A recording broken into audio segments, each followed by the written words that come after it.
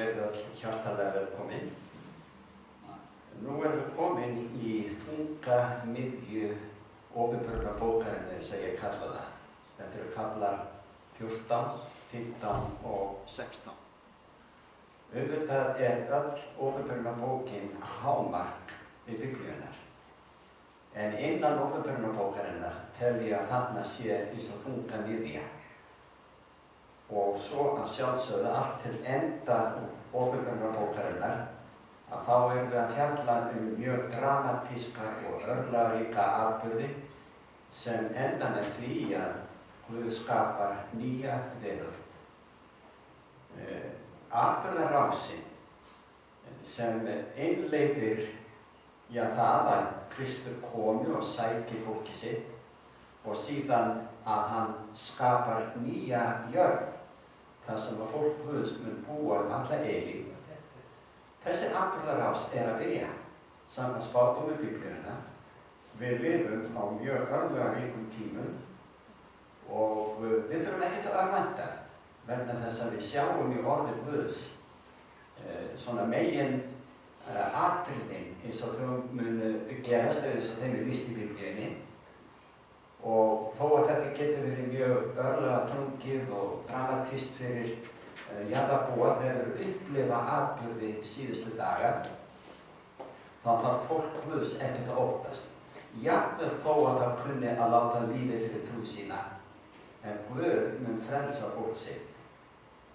Svo að núna þegar við förum í þessa 3 kafla af þessu sinni, að þá byrjum við á 14.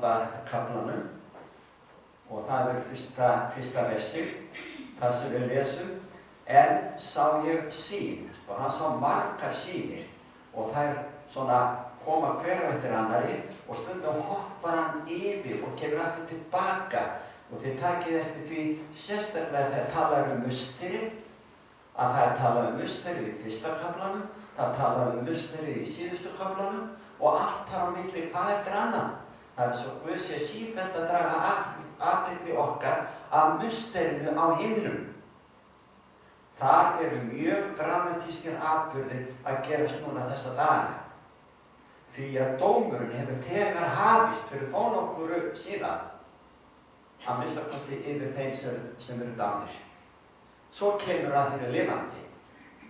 Og þegar að okkar nöfn hefur tekið fyrir í hinum himneska dómi, eftir það náðartíminn á enda og Kristur fer að koma. En við skulum lesa. En sá ég sýn, lampi stóð á Síónfjalli og með því 144.000 sáu þetta ekki í 7. kaflann.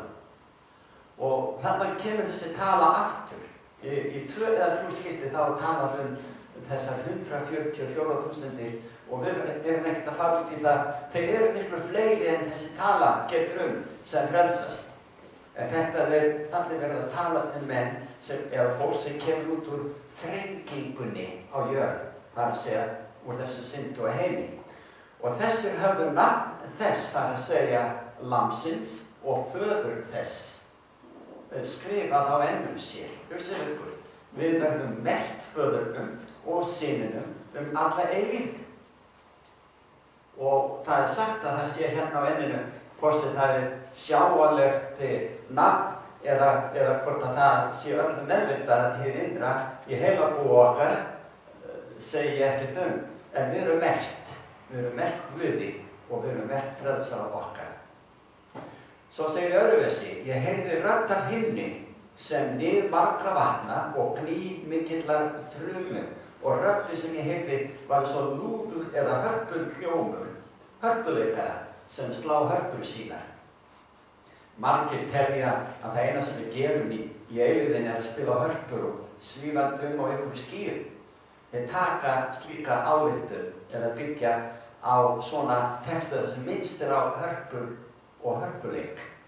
En elsku vinir, öll Biblía segir okkur frá svo mikilli athafnasemi og vinnu og ánægjulegum athöfnum okkar alla eilífð að það svo miklu meira en að spila á hörpur, svo dásamlegt sem það Í 3. versi segir, og þau syngja nýja söng frammi fyrir hásætinu og frammi fyrir verunum fjórum og öldungunum og enginn gat numið sönginn nema þær 144.000 sem út eru listir frá jörðinni. Aftur er lögð áhersla á þessa tölu og aftur er lögð áhersla á að menn verða frelsaðir úr þessum synduga heimi sem við búum í. En í 4. versinu þá segir þetta eru þeir sem ekki hafa saurgast með konu. Þetta eru margir undrandi. Og ég man eftir því þegar ég ungur var að byrja að lesa Biblíuna. Ég skildi ekki í þessu. Af hverju Guð að fara í svona mannkvennar álit að hvað konur eru, það eitthvað verið heldur en karlar. En sko það er ástæði fyrir því að hér er einhverju líkt yfir konur sem meir. Hann segir þeir fylgja lambinu hvert sem það fer. Þeir voru leystir út úr hóp mannanna, frumkrófi handa Guði og handa lambinu. Og í munni þeirra var engan lygi að finna, þeir eru lýtalausir. Minnist þið þess að fyrir þessu námskeiði og reyndar víðar í Biblíunni þó það sé ekki á þessu námskeiði, þá lesið þið af og til að söfnuður Guðs er líkt við yndisfagra konu. Söfnuðurinn er kölluð brúður. Jesús, frelsarinn okkar, er brúðguminn.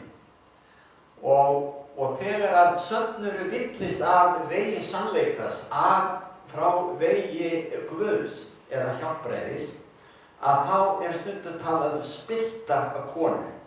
Og eins og Opinberunarbókin kallar söfnuð Guðs, ég segi Guðs og alla það er fráfallin söfnuður í Opinberunarbókinni. Að þá er konan kölluð skeggja.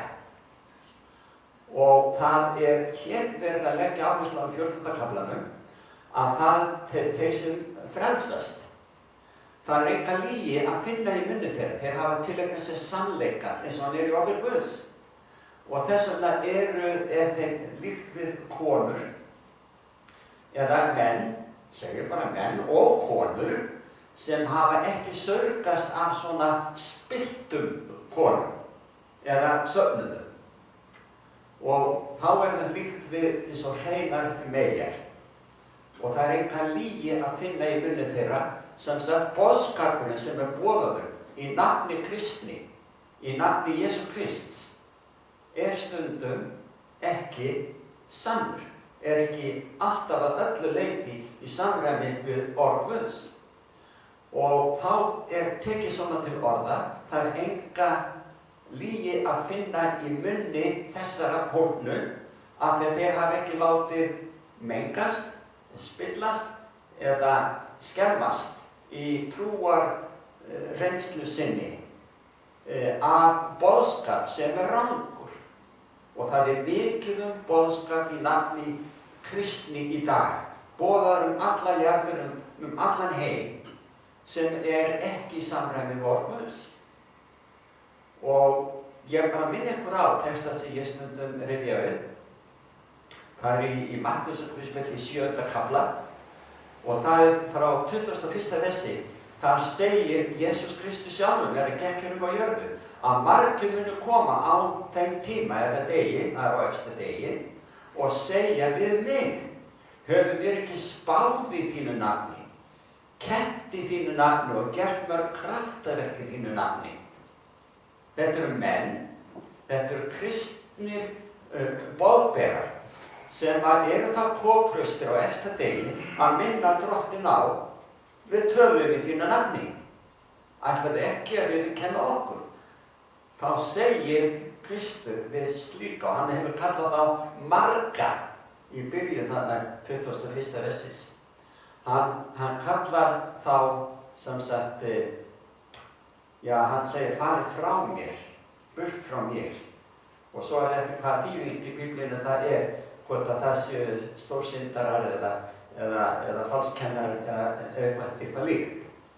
En það eru sumir og þeir eru reynda margir sem Kristur mun ekki kannast við á efsta degi.